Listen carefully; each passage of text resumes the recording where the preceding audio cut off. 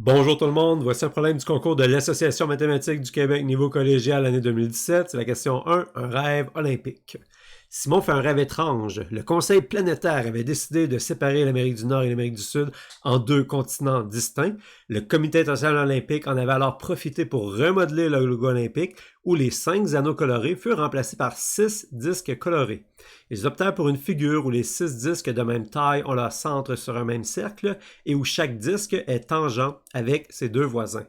À son réveil, Simon voulut reproduire ce logo en format géant en peignant chaque disque de couleurs différentes.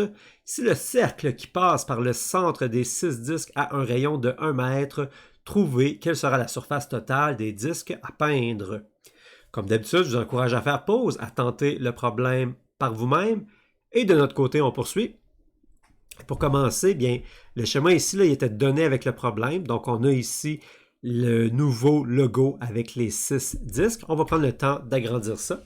Et ici, c'est un problème de géométrie, donc on n'hésite pas à faire des schémas puis à essayer de rajouter le plus d'informations possible pour arriver quelque part. Donc, qu'est-ce qu'on sait ici? On sait que les 6 disques sont de même taille et ils ont leur centre sur un même cercle. Voilà, donc ils ont leur centre sur un même cercle. Donc, on est en mesure de faire passer un cercle par les 6 points ici. On va prendre le temps de le rajouter à notre schéma. Qu'est-ce qu'on sait? Si le cercle qui passe par le centre des 6 disques a un rayon de 1 mètre, OK, donc le cercle qu'on vient de rajouter, il y a un rayon de 1 mètre. Donc les segments liant le centre de ce cercle-là au centre de chacun des disques, bien, ils vont mesurer 1. Excellent. Donc, nous, qu'est-ce qu'on cherche? On cherche la surface totale des disques. Donc, on cherche l'aire des 6 disques. Et comme ils ont toutes la même taille, ben, si on trouve l'aire d'un disque, on va être correct, on va faire x6. Donc, on cherche l'aire d'un disque. Et ce qui nous aiderait, entre autres, ça serait de connaître le rayon d'un disque. Donc, on va rajouter 2 rayons, et pas n'importe où. On va les rajouter, on va se concentrer sur les 2 cercles ici, sur les 2 disques ici, là, en rouge et en vert. Donc, si on prend le point d'intersection de ces 2 disques-là et qu'on rajoute 2 segments, donc un segment liant le point d'intersection au centre du disque en rouge, puis un autre segment liant le point d'intersection au centre du disque en vert, bien, ces 2 segments-là, ben, ils valent la même valeur parce que les 6 disques ont la même taille. Donc, ils valent, disons, R, R étant le rayon d'un disque. Et là, il y a une observation de plus qu'on peut faire maintenant, c'est que ces 2 segments-là, ben, ils sont alignés. Hein? Si on relie le sommet du cercle vert au sommet du cercle rouge, parce que les cercles sont tangents, ben, on va passer exactement sur les 2 segments qu'on vient de rajouter. Autrement dit, l'angle entre les 2 segments, c'est un angle de 180 degrés, et c'est vraiment parce que nos cercles sont tangents.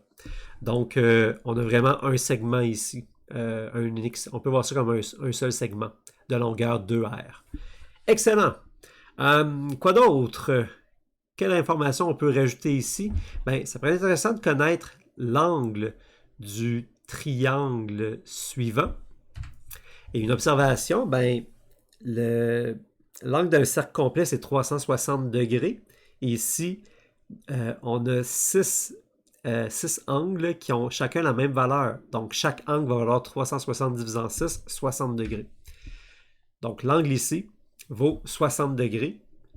Et là, bien, on va se concentrer sur le triangle suivant, passant par le centre du cercle en gris et le centre des disques en rouge et en vert.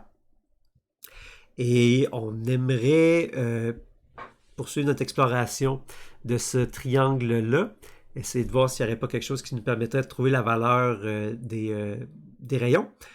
Et ici, bien, on voit qu'on a un triangle isocèle parce qu'on a 2 côtés ayant une longueur de 1. Donc, ça veut dire que l'angle ici et l'angle ici ont la même valeur. Excellent. Et nous, on sait également que la somme des angles d'un triangle, hein, la somme interne des angles d'un triangle vaut 180 degrés. Donc, la somme des 2 angles ici va être 180 moins 60, 120 degrés. Et comme ils ont la même valeur, ben, chaque angle va mesurer 120 divisé en 2, 60 degrés. Excellent. Et là, ben, on réalise que, en fait, on est en présence d'un triangle équilatéral. le triangle a 3 angles de 60 degrés. Donc, c'est un triangle équilatéral. Donc, le troisième côté ici, bien, il va avoir la même valeur que les deux autres côtés, c'est-à-dire 1. Et là, bien, je pense que tous les morceaux du puzzle sont mis en place. On a que 2 fois le rayon est égal à 1. Donc, grâce à ça, on peut trouver le rayon d'un disque. Donc, si 2 fois R est égal à 1, R est égal à 1 demi. Donc, chaque disque a un rayon de 1 demi. Donc, ça va être quoi l'aire d'un disque? Bien, ça va être pi r carré. Donc, pi fois 1 demi au carré, ce qui donne pi sur 4. Et ça va être quoi finalement la surface totale des 6 disques? Bien, ça va être 6 fois pi sur 4, ce qui donne 3 pi sur 2. Et voilà la réponse. Au niveau de la solution, ben avec notre expérimentation, on a pas mal fait toutes les étapes nécessaires à notre solution. Ici, j'ai reproduit la solution officielle qui est présentée sur le site de l'AMQ. Donc, faites pause si vous êtes intéressé à la lire. Et pour aller plus loin, ben, je voudrais faire un autre problème du concours de l'AMQ, niveau collégial l'année 2022. Cette fois, c'est la question 3.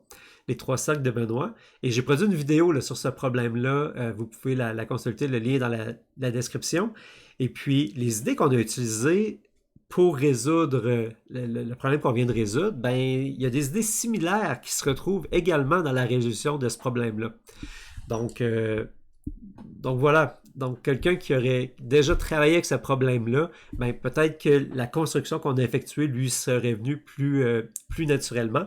Puis c'est ça en fait, en mathématiques, hein, plus on fait de problèmes, ben, plus notre bagage, notre expérience est grande. C'est comme ça qu'on développe ce qu'on appelle l'intuition mathématique, ce qui nous permet d'aborder un plus grand nombre de problèmes, puis voilà, d'essayer différents trucs.